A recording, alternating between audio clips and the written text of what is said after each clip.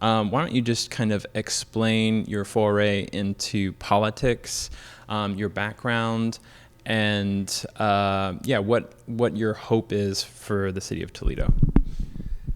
Well, I'll try my best not to make this a super long answer, but if the question is what got me involved in politics, I'm going to have to go back a little bit into the vault.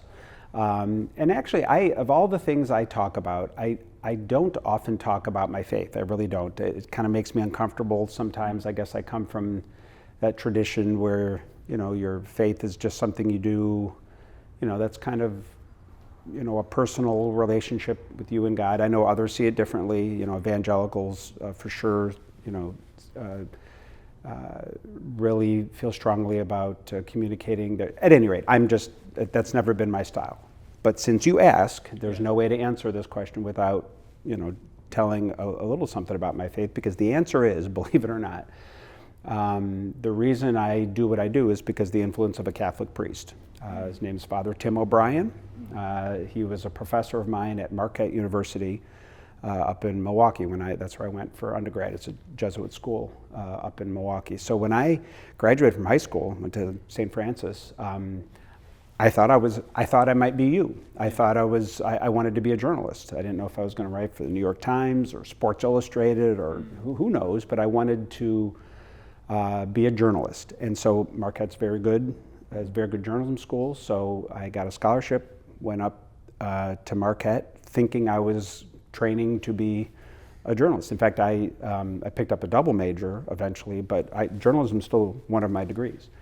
I had to take a intro to poli-sci course my freshman year to satisfy a core requirement of my journalism degree. I had never taken political science in high school to the extent the word science was in the course title. I figured I wouldn't like it because there would be test tubes and equations and things like that. But the professor is this priest I talk about, Father O'Brien, who is just a very charismatic, dynamic person. And outside of my parents, probably the most, really one of the most influential people in my life. He's a little older now, but I still keep in touch with him. He's got to be up in his 80s, but I've kept in touch. When I got married, we brought him to town to marry my wife and I. When I was sworn in, brought him in for that. I mean, he really vocationally was the person that kind of started to get me focused on the good that you could do through public service. And he would always talk about changing the world and, making a difference for those less fortunate. For as much talk as there is in this country about the religious right, Father O'Brien would probably be the religious left. Yeah. This is 30 years before Pope Francis, but kind of a Pope Francis type in terms of social justice. I don't know that I realized it at the time, but he's O'Brien. He's very Irish. The Catholic faith has a wide array You go to you go to church on a Sunday. You're likely to see two cars parked next to each other. One bumper sticker might be "Abortion stops a beating heart," and right next to it, a bumper sticker that says, "Who would Jesus bomb?" And that would be, to far right and far left, right in the same place. Well, Father O'Brien would be to the left. So, and, he's Irish. He's proudly Irish. When I think of his generation, he would have come of age during the time of the Kennedys and the Peace Corps and, very much that era of locking arms with Martin Luther King and social justice. So at any rate, but he was so dynamic and really kind of talked about changing the world. And when you're a 17-year-old from Toledo, Ohio, sitting in the front row taking notes, you start to think about things. So anyhow. What was it that he specifically said that affected you or made you kind of detour? I mean, it seems like you were interested just from and I've looked over, just kind of the LinkedIn basics, the Marquette, and then the switch to, poli-sci and stuff like that. Well, he was the cause of that switch. But the, obviously interested in politics in some way or shape, but what was the difference between, kind of being a journalist, reporting on what's going on, and then kind of making the switch to, I want to be the one that's kind of instigating? I think I didn't see the change that way, although I could see how it would be interpreted that way. I think I always wanted to, I come from a family where, public service was important. I mean, my dad, all his brothers, granddad, grandfather, they were all in the Navy. I mean, huge Navy family. In fact, I was born on a naval base in San Diego, Balboa Naval Hospital. People think I'm from San Diego. I was really just, my dad was in the Navy, and I was born in the Naval Hospital. But they were all in the Navy. My dad was a police officer. My mom was a teacher. So just kind of in my DNA growing up, there was a sense of, wanting to serve the public, somehow be a benefit to the public. And so, when I was thinking about journalism, I looked at that in the, Woodward and Bernstein serving the public kind of way. And so it wasn't that, I know, I've joked with reporters over the years, like, oh, you've joined the dark side, you've gone from, but I didn't see it that way. I saw public service as a different way of serving the public. Now, I understand now the way most people think of public officials maybe is not quite the same way. But there was a time, there was a time of the Peace Corps and the Kennedys and so what Father O'Brien would always say, and I guess if there was a turn of phrase, he'd say, there's people in this world who make decisions that affect millions of people and that distribute millions of dollars and help millions of homeless people. And we call these people congressmen, we call them senator, we call them mayor, and these people are going to exist anyhow. Wouldn't it be better if they were good people and, Father would say religious people, but I think you could make the same argument without, going into theology, and that is inspiring when you're of a certain age and kind of come from a family where you're just looking for different ways to make a difference. And so it really appealed to me. I was interested in it. And again, he was just a fun, he was not a very, sometimes I joke, wasn't a very reverent. I mean, he's a guy who chomping on a cigar and, kind of swore like a sailor a little bit, and not, I know there are priests like that, but I had never encountered anyone quite like that. And I'll be perfectly honest, I mean, as long as we're into this, and again, I so rarely talk about it, but again, since you ask, he would say this, and this is why, and Father, didn't always,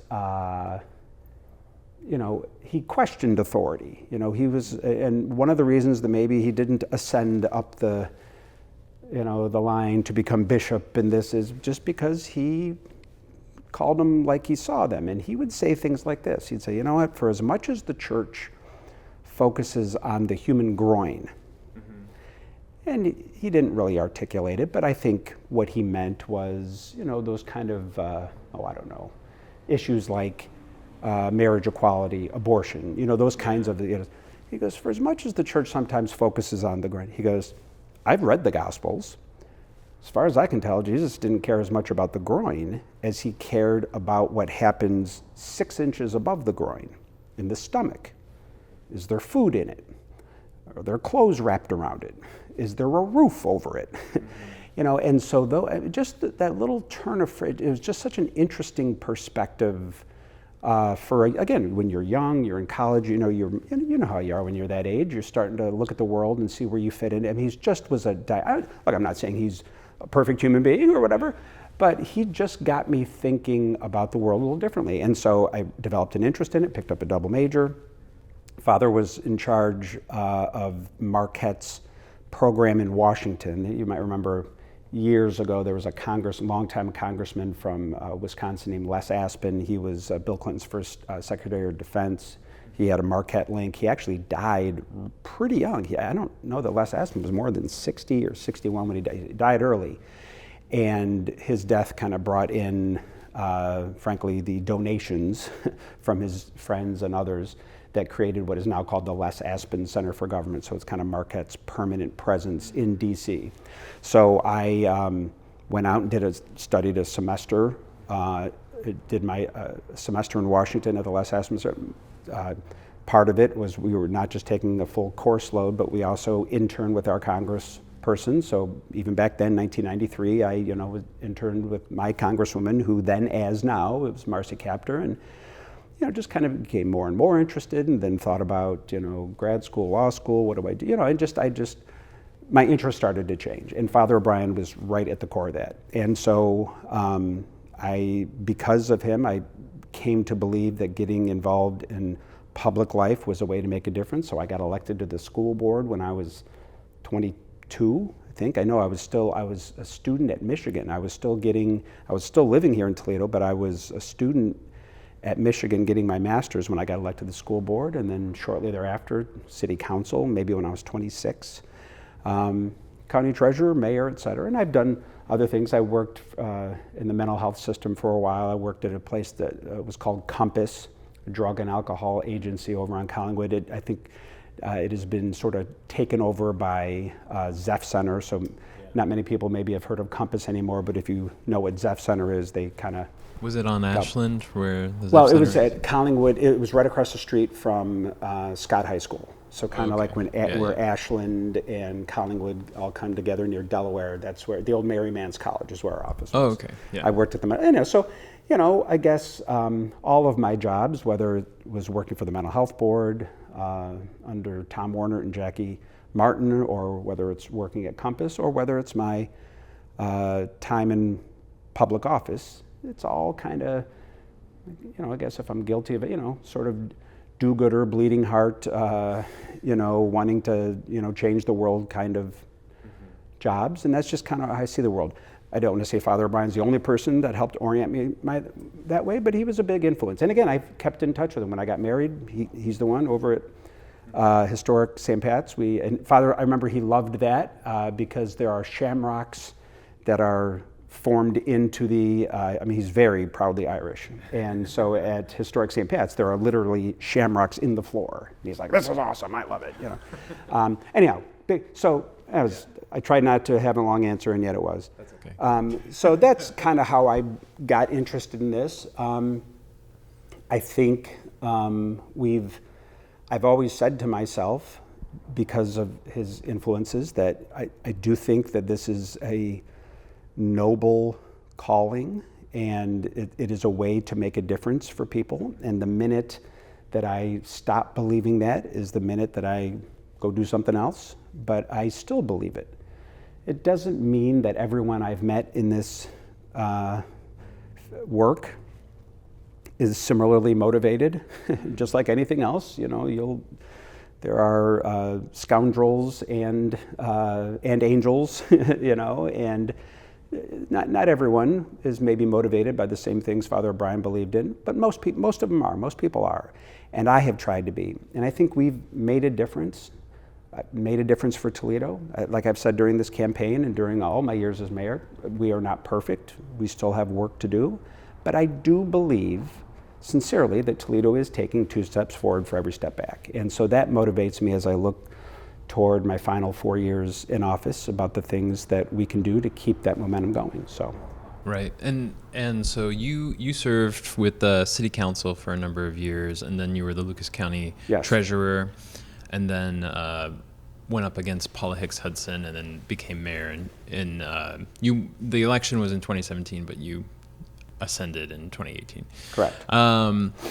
And what was your goal initially then, and your tagline for getting a 3rd term, which would be the first mayor, and I'm not sure how long, if it would be over 100 years or just decades, but you'd be the first mayor in a good amount of time to have more than 2 terms.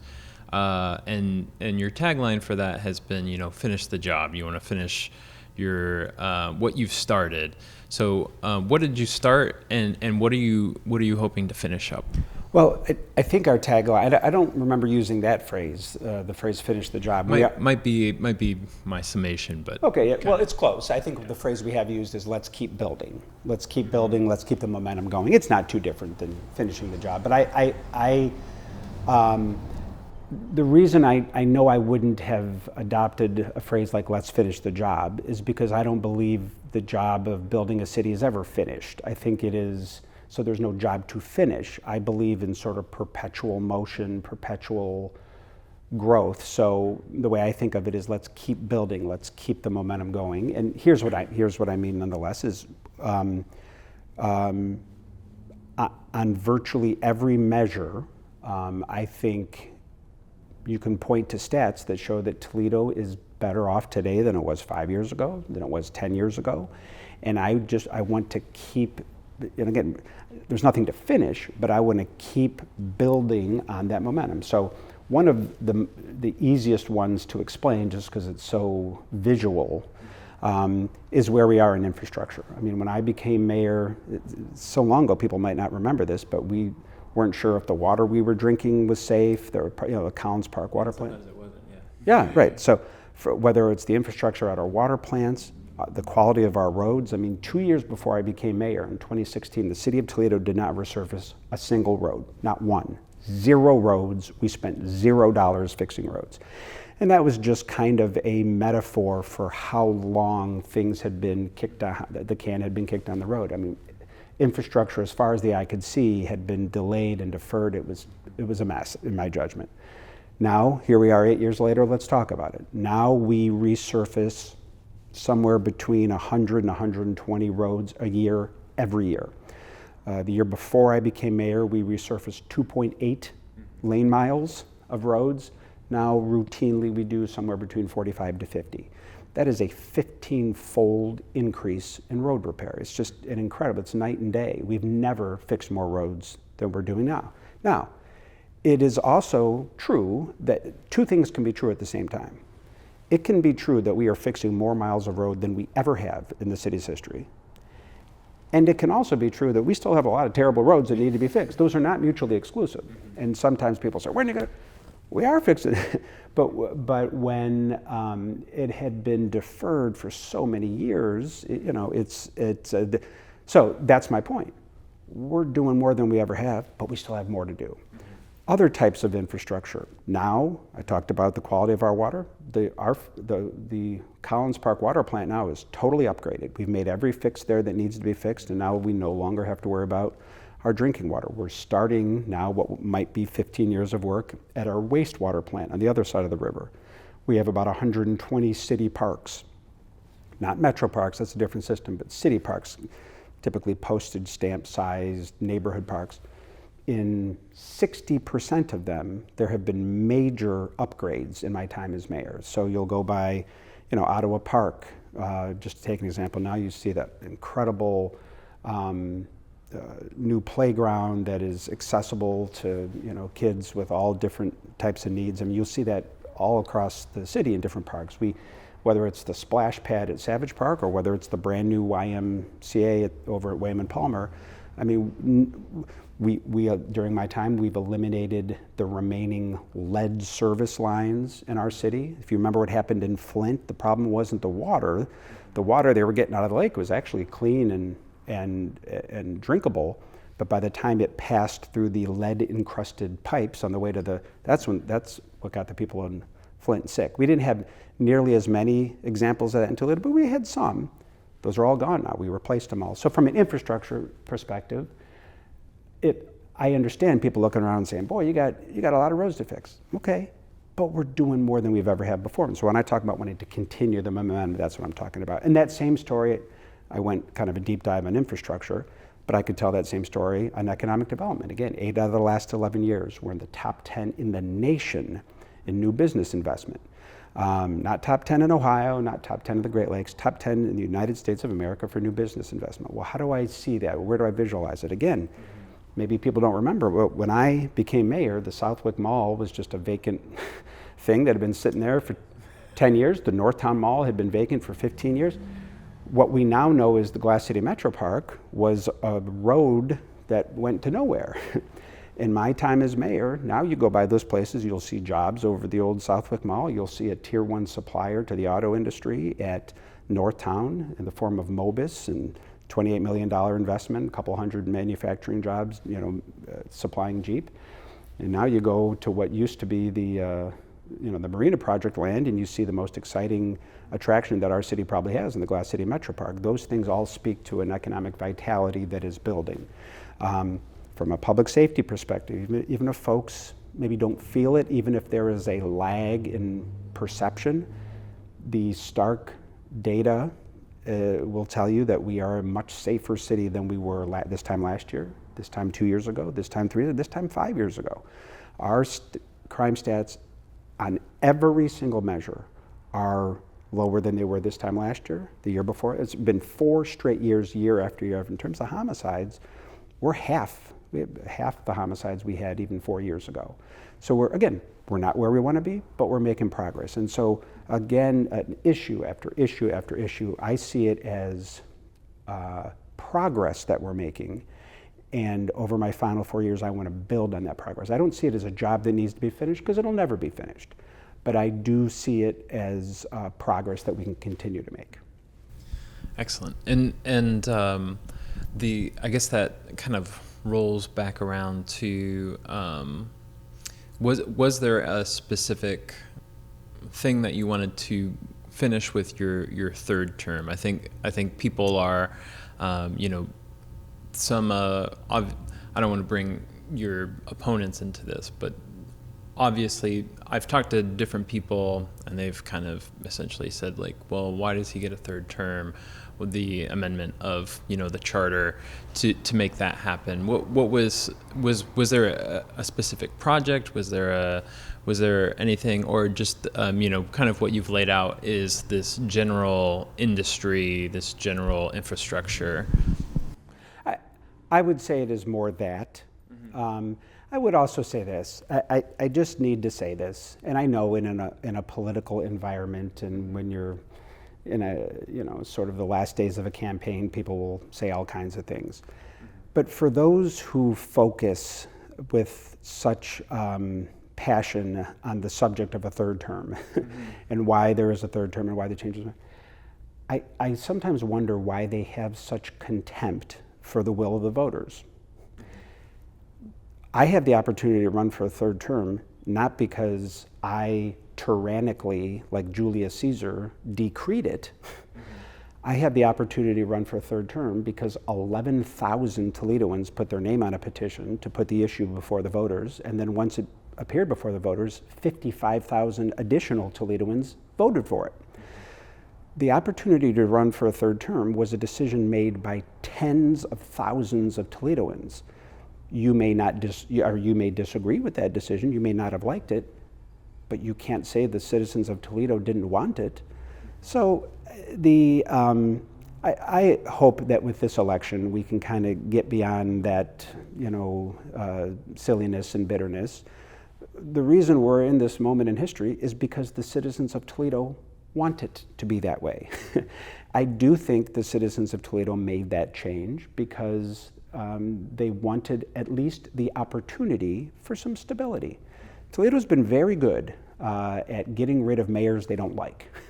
When I was reelected 4 years ago, I was only the second mayor who had been reelected like in 50 years. Toledoans almost never reelect their mayors.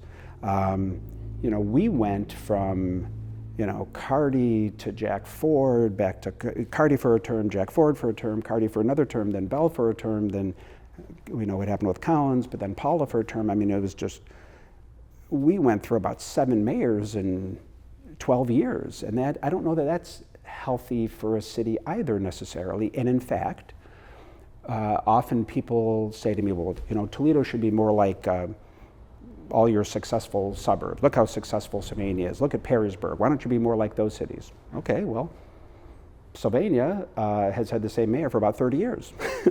What about Columbus? Columbus, well, it's a great city. It's in the 21st century, they've had 2 mayors. We've had 8. I don't want to get into a big debate about term limits. The bottom line is the citizens of Toledo tens of thousands of them said, you know what? We still want the ability to be able to elect or defeat our mayors. But every once in a while, if we think that there's one who's doing a good job, we want to give him or her the chance for just 4 more. It's really, there's a hullabaloo over no, I'll just leave it at that. I think the point is, look, this isn't about me or what I want. This is about what the citizens of Toledo voted for. And since they voted for it, we're doing it this way. And we'll see what happens. Ready for this? If they think I'm doing a bad job, they will vote me out of office here in about a month or so. But if they reelect me, it was an indication that maybe it's what they wanted. And I think we should, especially at this precarious time in the history of democracy in America, we should always defer to what the voters want, and they appear to want this. So, excellent. Thank you for that answer. And to jump back in, so like the Toledo has obviously you've kind of rebranded Toledo. You don't like to say the Rust Belt.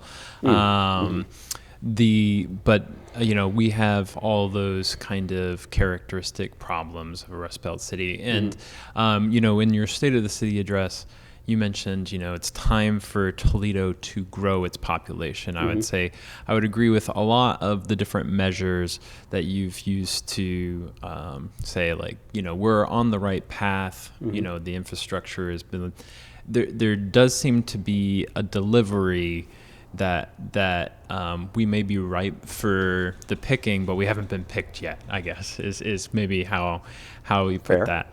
How do we get the city to get more people back into it, to get the economy thriving again, get more jobs, reverse the quote unquote brain drain, whatever. How do we turn it around? It feels like we're almost there, but it doesn't feel like we've tipped yet. Fair enough. I think that is a fair assessment of the situation. Toledo didn't get in its current situation overnight, and so it's not going to fix what ails it overnight. It is going to take some time. And Toledo is no different in its population and economic trajectory than just about any city in this part of the country, whatever you call it, whether you call it the Rust Belt, Snow Belt, or what I prefer to call it, the Water Belt. Whether it's Buffalo, Detroit, Toledo, Fort Wayne, the same story can be told. 70 years of population shifts, plant closures, all of it. And only recently are some of those cities starting to turn the corner. So it's not like Detroit's been growing for 40 years and we haven't caught up yet. It is true that Detroit actually is finally growing again, but it's been growing for about a year and a half. Buffalo's been growing for about 3 years. So we're not behind the curve on this. We are ready to join some of these other cities, and I do agree with you that we're just on the verge of doing it. We need a lot to happen. We need a lot to go right, but in my judgment, the most important thing we need right now at this moment of time is housing. And I don't say this because it is my instinct. I say this because, maybe to a fault, I'm an analytical person. We've done the studies. We did a 10-year housing study that the city of Toledo had never undertaken before.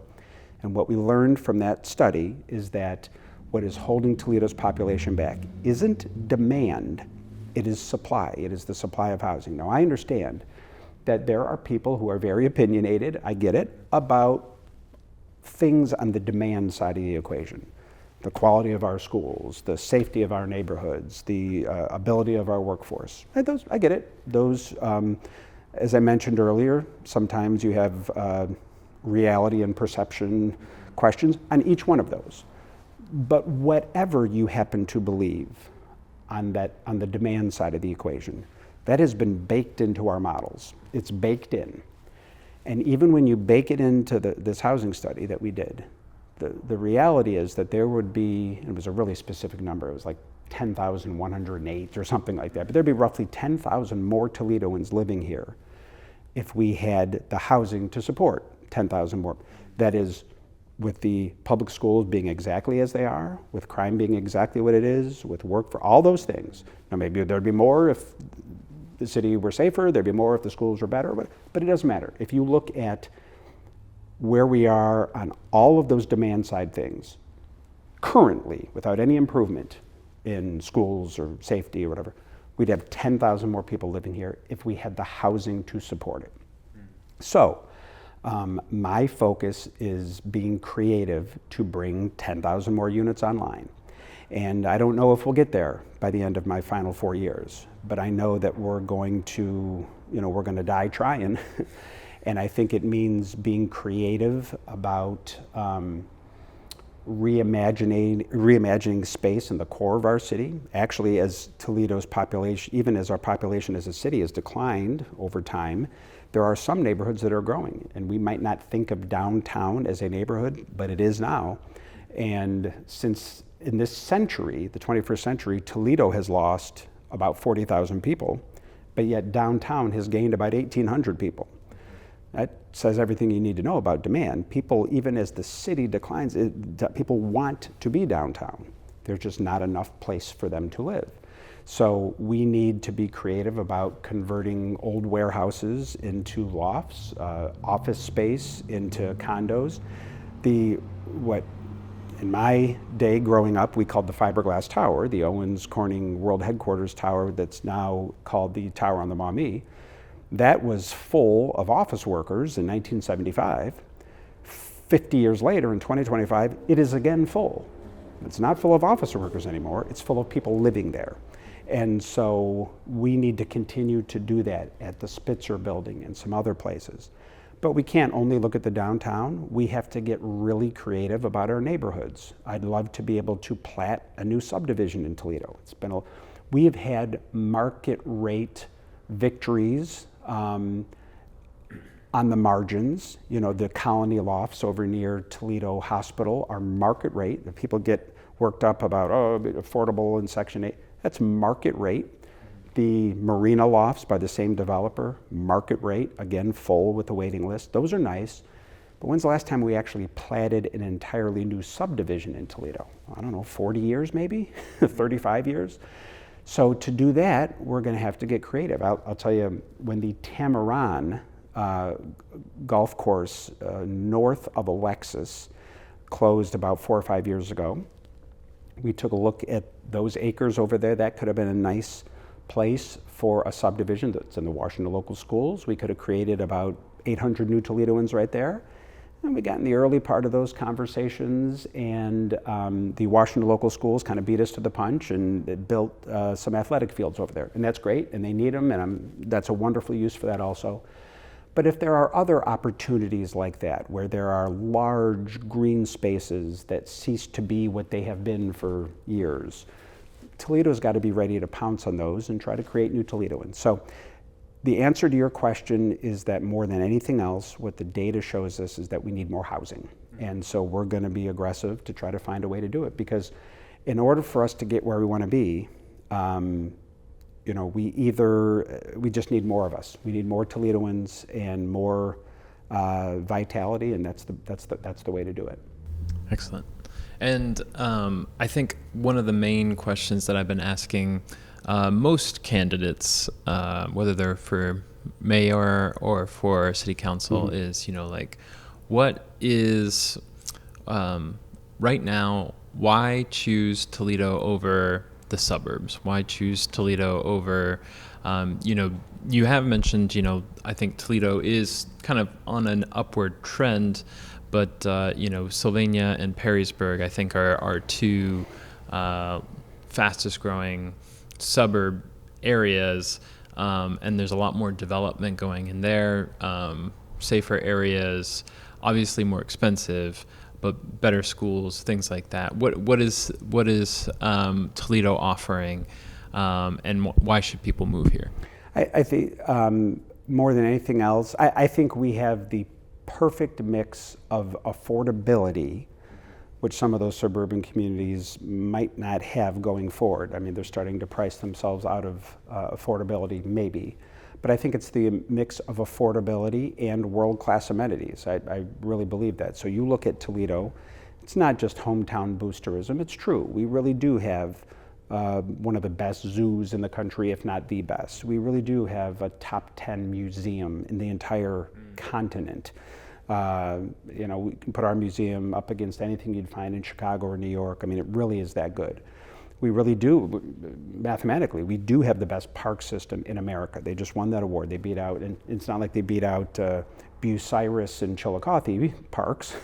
I think when they won that award, our metro parks, I think they beat out like Houston and Dallas. I mean, huge cities. I mean, we have the best park system in the country. We don't, look, we know who we are. We don't have the Yankees. We don't want the Yankees. We got the Mud Hens, and we love the Mud Hens. We don't have the red. We got the Walleye. We're the number one. We've been ranked the number one minor league sports market in the country.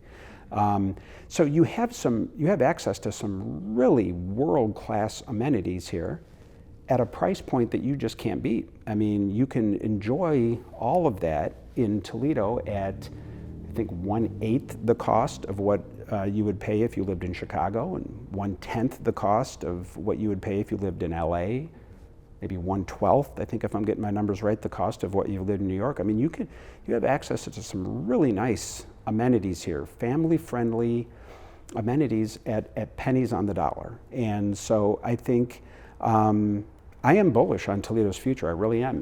And long term, now when I say long term, I'm probably talking 100 years, but long term, our access to the Great Lakes, to water, is a powerful advantage that this part of the world has at a time when the world is getting thirstier and thirstier.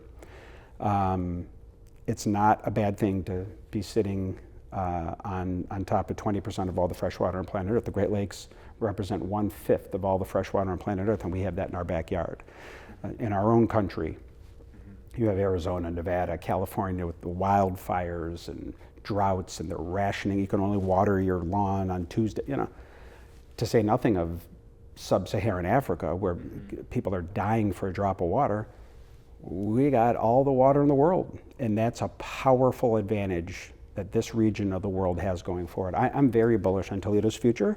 It might be difficult to see it from here, but if we just stick with it and try to do things regionally, this is going to be the place to be. I would agree with you. I think the Lake Erie's water supply is incredibly valuable to us. I think one of the worries that I've had just in the past few years, these have begun to pop up, and I don't think Toledo would entertain a data center within Toledo. I don't think Toledo would do that, but we do have contracts with some of our surrounding areas, and there's plans for a new data center in Oregon, which I believe Oregon gets some of their water from us. Is that correct? Oregon has their own water supply, but most other suburban communities get it from Toledo. So we've got one in Bowling Green with Meta, which is a separate thing. But are they connected to us in any way? I don't think they are. There's 500,000 people in Northwest Ohio and Southeast Michigan get their water from Toledo. There are small contracts that get their water from Bowling Green. They essentially put a straw in the river for Bowling Green. Oregon has a little, but there's no question that for 9 communities in Northwest Ohio, Northwest Water and Sewer, Sylvania, these big communities, they get it from Toledo. Maumee. And so with, Bowling Green, Oregon, entertaining these data centers, they, take a lot of water, they take a lot of energy. Should people be worried about that? Should we obviously we should be watching it, but should we be worried about that? I don't know that worry is the right word. I think we have to do our due diligence.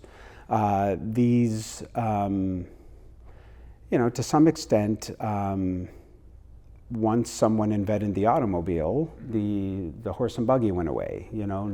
Nobody uses typewriters anymore. I mean, at some point the world does change, and we want to make sure that we are ahead of that change so we're not left behind. That being said, we need to do our due diligence. I know there's a lot of hand-wringing over data centers, and we haven't had one yet in our backyard to know if some of the worst forecasts are going to come true. I don't know that they, I think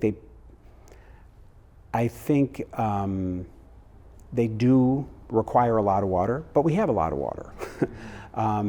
They actually, I don't know that they're much louder than a grocery store next by. I know that there's always hysteria when something new comes down the pike, but I would hate to think that we behave like ostriches and stick our head in the sand and then have the world pass us by. I don't want us to hold fast to being the world's leading manufacturer of typewriters in the digital age. So I do worry about that a little bit, but we are a long way from. So I think we should do our due diligence. I would refer to it in those terms as opposed to worry. I think they create exciting possibilities for communities. The amount of revenue that they potentially could provide is staggering in a positive way. No one wants higher taxes, obviously. If the dollar amounts are even a fraction of what are being discussed, I don't know that the citizens of Oregon will ever have to pay a tax ever again with the amount of revenue that these things might bring in. I mean, so that you got to weigh that all in. Would you entertain a data center in Toledo potentially? Sure, I'd entertain doing our due diligence on it. The reality is, I'd be very surprised if there ever was at least a large data center in Toledo, simply because we don't have the land. That is one of Toledo's realities going forward on anything, whether it's housing, whether it's economic development. It is really incredible and maybe a little disquieting how much land these major developers are now requiring for their projects. And I'm not just talking about data centers, although data centers also qualify, just anything. Nowadays, if you're in the economic development world, you know that these big employers now, at a minimum, they're asking for 500 acres, 700 acres, 1,000 acres. Up here in Toledo, people for a couple years have been saying, oh boy, Intel's coming to Columbus, Intel's coming to Columbus. I know they're having some struggles with that project now, but even before those struggles manifest, my retort was, Intel isn't coming to Columbus. Not even Columbus had enough room for that. Intel's coming to, Union County or New Albany, because there's not enough room in Columbus for that. I mean, they need 1,200 acres. Yeah, I believe that's New Albany, Yeah, so that's way out in the sticks around Columbus. And that's not atypical, that is the norm. And I think some of these data centers are requiring that amount of land. The reality in Toledo is this: we're an older city. You look at our municipal corporate boundaries, if we got really creative, if we got super creative, we might be able to cobble together, 150 acres maybe for something if the right economic opportunity fell from the sky. But that would be stretching it. Some of our really exciting economic wins of the last several years are fractions of that. So I earlier talked about the Northtown and how we converted, during my time as mayor, the old abandoned Northtown Mall into a Tier 1 supplier to the auto industry. It's a great victory. That was 50 acres, okay? Now they're asking, these developers wouldn't even they looked down the bridge of their nose at something 10 times that amount. Southwick, I talked about the old Southwick Mall and how it's Amazon. I think that was 60 acres. The Marina project, remember I talked about the Road to Nowhere? That was 75 acres. These are laughably small amounts given what these major, and it's a little scary for democracy, frankly, because it just pushes economic energy out into the farmlands in a way that will cause all of us to have to tax ourselves more, because we're going to have to extend water lines out to the hinterlands. It's not healthy, actually. I think about it in these terms. In the last 50 years, one of the most dynamic economic development projects in Toledo's history was saving Jeep, as it were. The old Jeep site over at what is now the Overland Industrial Park. Chrysler was threatening to move it somewhere up in the Detroit area, so we moved heaven and earth to keep it in Toledo. And now it is I still call it the new Jeep site, even though it's been there for 25 years. But the new Jeep site, first of all, was a traumatic experience for the city. The city had to relocate 88 families and had to tear down houses. I mean, it was just a huge political lift. Do you know how many acres the new Jeep site sits on? I don't. 333. 333 acres. Nowadays, no one would give Toledo a second look, even if we had 3 times that amount. So that's just a reality I hope the world understands. But what it means from an economic development standpoint is, you talk about data centers, even if we want, unless there's a data center that would settle for 100 acres, I just don't think Toledo has the land for it. But Toledo's future is linked to our ability to cooperate with our suburban neighbors, because while we have the water that these projects need, they have the land that these projects need. So we do have to work together. And one of the things that no one ever talks about anymore, because it happened in my first year as mayor, but it might end up being the most significant thing I've done, is the regional water deal that we put together. Right.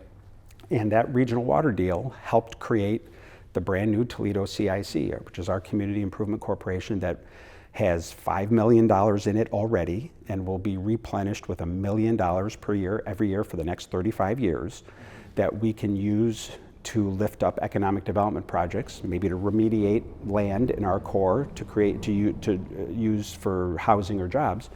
Where does that money come from? Well, the money in our CIC, in that case, comes from a tax sharing agreement we have with Rossford, where we extended water lines out to Rossford, and Rossford 30 years ago, and Rossford said that, okay, any jobs that would pop up in this zone, we realized wouldn't have happened without your water, wouldn't have happened without our land. It would only be fair to share that.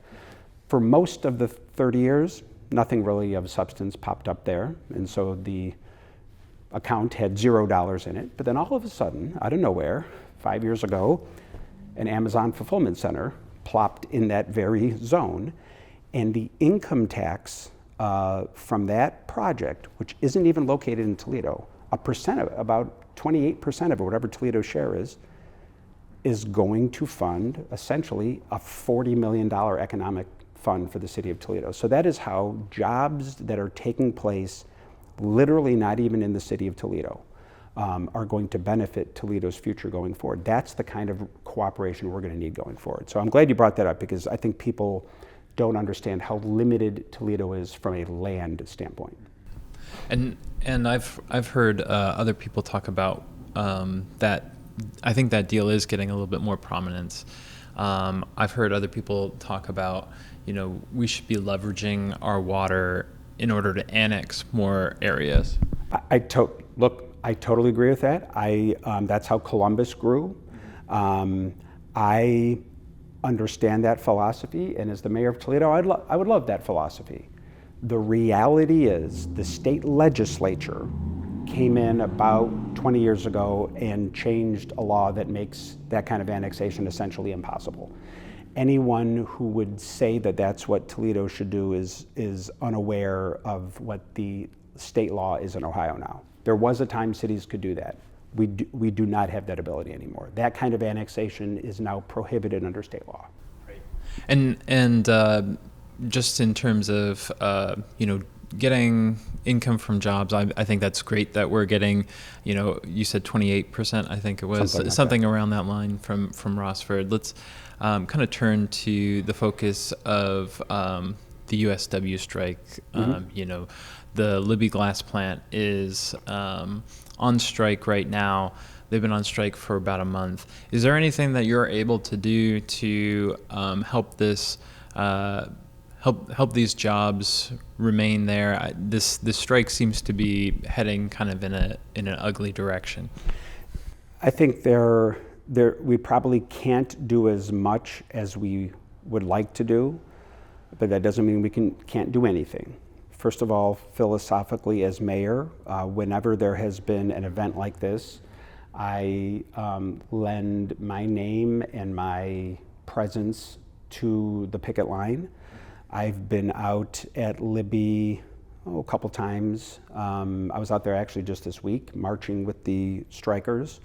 Maybe a week or 10 days ago, I brought some food out to one of their food drives. Something that the city of Toledo does during these events that probably no one other than the strikers realizes, but you think about it, Toledo has a forestry division. Sometimes we have to cut down trees and trim trees, and that wood makes it over to a city facility over off of Hill Avenue, where we'll reduce it down to wood chips and mulch and then distribute it throughout our green spaces. During events like this, extra wood that we have, we'll send it over to the picket lines so the strikers can use it to keep warm overnight. So for the Libby strike, I've been out there on the picket line. I've been out delivering food. The city has provided wood to them. And that's not just what we're doing for Libby. I did that when the St. Vincent strikers went out a couple years ago, Jeep. Whenever there's been a moment like this, I've just sort of lent my presence as mayor to those efforts. Beyond that, though, I think the question is asked, well, is there any kind of economic pressure the city can put on?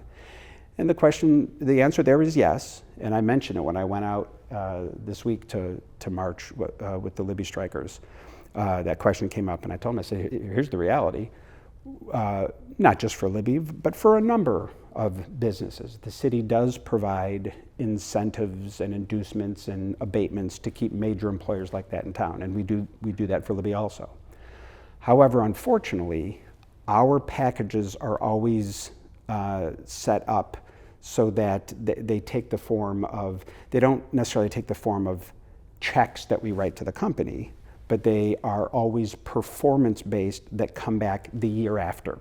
So the incentives that they would get for this year, for instance, would be based on their employment numbers for last year. Whatever incentives they get from the city of Toledo for next year will be based on whether they meet certain job requirements for this year. All of that is to say, Libby certainly is risking their tax incentives from the city. In fact, they've probably already lost their incentive package from the city, and they realize that. In other words, they know it, and they've baked it into the cake. So people say, well, you ought to hold back their tax incentives. We will. They won't get the tax package from the city of Toledo next year that they did last year. Why? Because their employees went out on strike. And so they won't meet the employment numbers they need to maintain their level of benefit. So Toledo is holding their feet to the fire.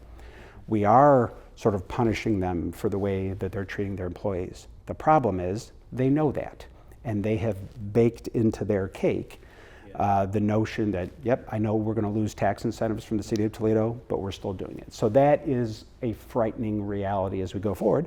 But it doesn't mean that we're not going to use our bully pulpit and use whatever pressure we have, just nothing else to let the workers know that they're not alone in their efforts. We're talking about 650 jobs. Roughly 650. Yeah, something like that. Four separate locals. For an iconic company that has literally gives Toledo its identity. I mean, that plant has been on that same site.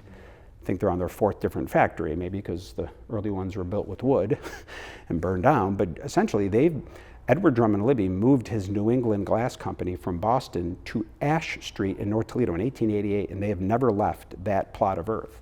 I mean, that is as an iconic a company as exists in Toledo. And so we need to do everything we can, and we are. But to some extent, these are economic pressures that exist at a level so far above Toledo that it's daunting. There's a lot of reasons that strike is happening, but I'll throw one out there, and people might accuse me of being partisan. I don't care anymore. Here's the reality. About 2.5 years ago, the Biden administration awarded Libby I think it was $45 million Department of Energy grant to make a more energy efficient furnace, basically, because as you can imagine, the processes they have maybe aren't as earth friendly as they could be. They get a $45 million grant from Biden's Department of Energy to install new furnaces and sort of new systems to be a little more earth friendly. Libby has every reason in the world to expect that $45 million is coming. It had, under no circumstance in American history would that have been canceled until Trump comes along. Trump doesn't believe in global warming. He doesn't believe in climate change. He doesn't like Biden. He thinks Elon Musk needs a tax cut. Whatever the heck is motivating him, he cut Libby's $45 million grant. Now, the city of Toledo has lost about $50 million in grants on 2 different safety projects. The Metro Parks is on the verge of losing a huge grant. The city of Toledo in the last 180 days has lost about $100 million of federal grants because Trump thinks Elon Musk needs a tax cut. I mean, that might sound partisan, but I just don't know how else to say it. And in this case, what's happening to those workers over at Libby is due to a lot of forces, but not the least of which is a cutting a $45 million grant that they had every reason to believe they were going to get. So it's a terrible situation, and we're doing everything we can. Right.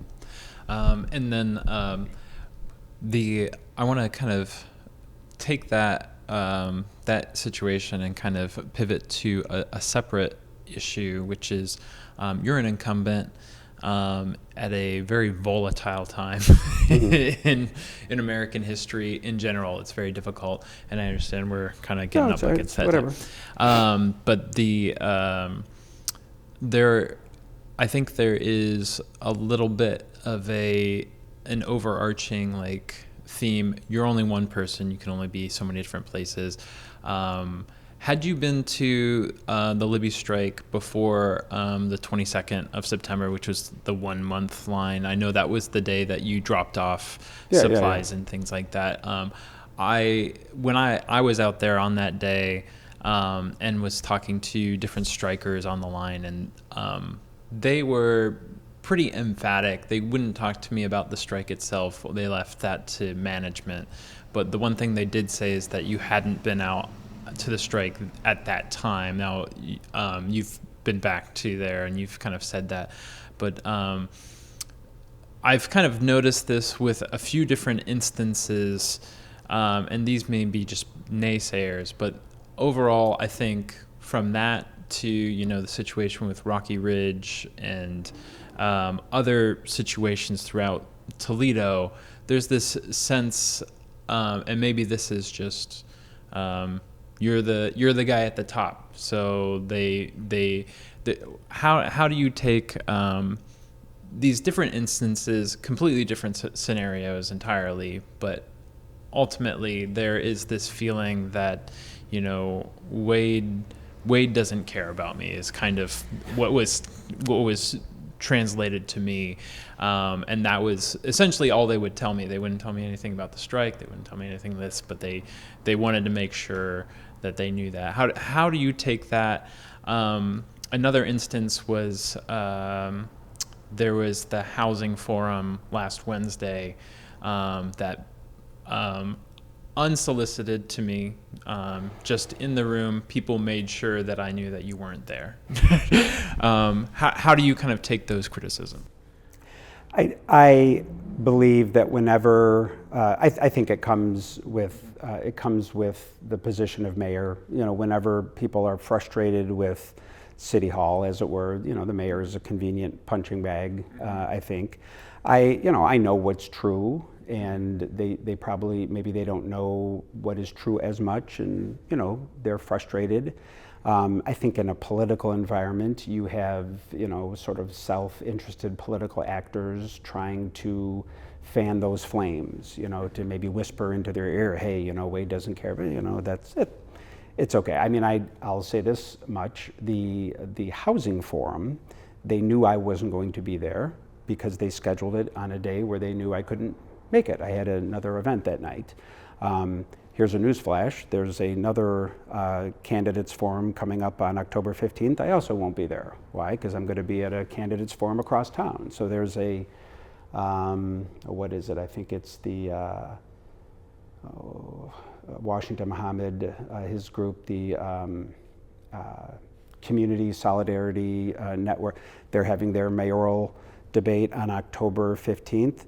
So is the Walbridge Park Shelter House group. Well, I said yes to the Walbridge Park Shelter group before I said yes to Washington Muhammad. I mean, you could cut me in half like King Solomon and put half my body at the Walbridge Park Shelter House and half my body at Wayman Palmer. I mean, I can't be everywhere at once.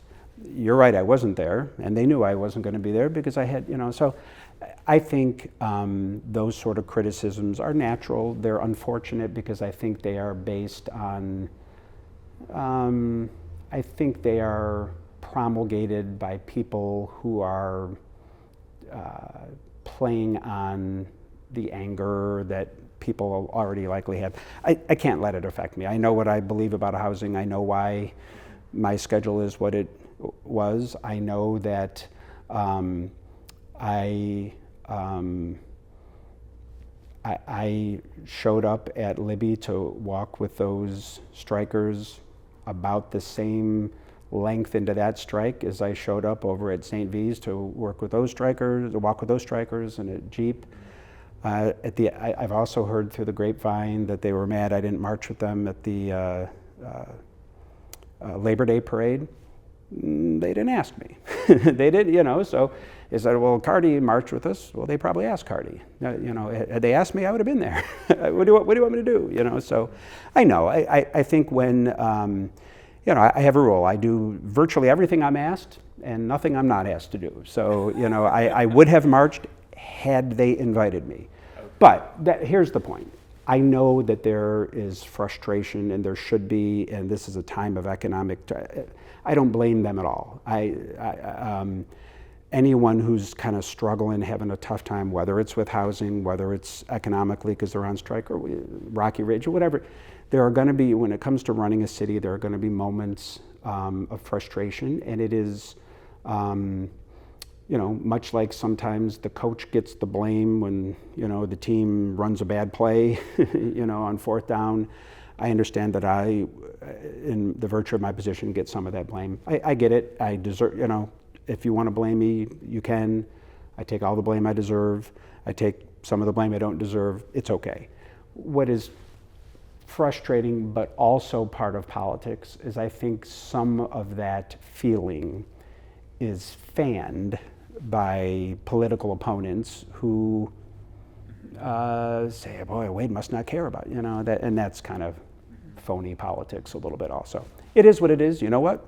We'll find out in about a month whether the citizens of Toledo think that I'm on their side or not. And I bet we will find when the results come in that most Toledoans,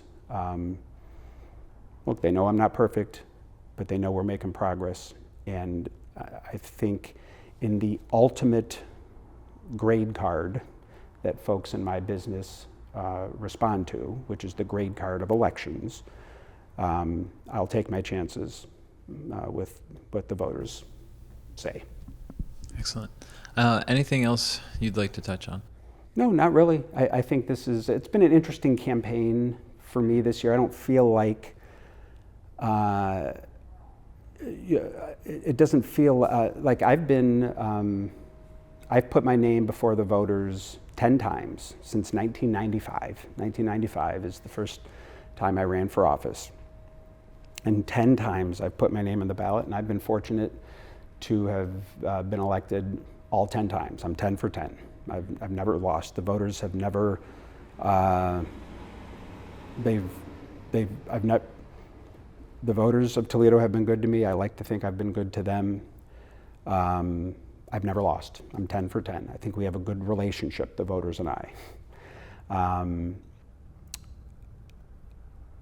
This has felt like such a different campaign for me because it hasn't felt like much of a campaign. And I think there's a lot of reasons for that. I think my opponents are well-meaning and earnest, but they haven't proven to be the strongest opponents, and maybe they would take offense to that. But I've been around long enough to know a strong campaign when I see one, and this one just hasn't seemed, well, I guess my point is I haven't really focused this year on the campaign. I don't feel myself as being in a campaign, I'm just doing the job as mayor. And that's been interesting. It's been different for me to feel like I essentially I almost feel like I'm unopposed in some ways. Yeah. So it has given me the freedom in some ways to make the decisions that I feel are right to make as mayor. The stuff I say about housing, when I decide to go over to Libby or not go to Libby are just the decisions I always make as mayor. I sometimes forget that I'm in a campaign because it's been such a non-campaign in some ways, and so when I'm, boy, you didn't show up over at Libby until your opponent did, I'm like, oh God, I forgot I have an opponent. I'm serious, I'm not kidding. I'm like, oh yeah, geez, I forgot that, I didn't even, sometimes I forget because, it hasn't, anyhow, I'm not articulating myself very well. It's been an unusual campaign. I guess when you go into it sort of in the position I'm in, sometimes you just make decisions based on what you think you ought to do as mayor, and then other people are processing this through the lens of an election that I'm even barely aware that is happening, because of the sort of the almost inevitability of the outcome, which I know will probably rub some people the wrong way, but it's just real. It's just reality, having done this for a number of years. I don't feel myself in a real campaign, and so I'm just making the decisions I feel are right, and then other people are trying to insert them through the prism of an election that I am dimly aware is even taking place, which, again, probably sounds odd, but it's just reality. So it's been an interesting campaign, an interesting year for me. I'll look forward to it being over so we can just kind of focus on these last 4 years and let other, political people do whatever they want to do. But at any rate, so. Excellent. Toledo Mayor Wade Kapszukiewicz, November 4th. Excellent. Thank you for being on. All right, great. All right.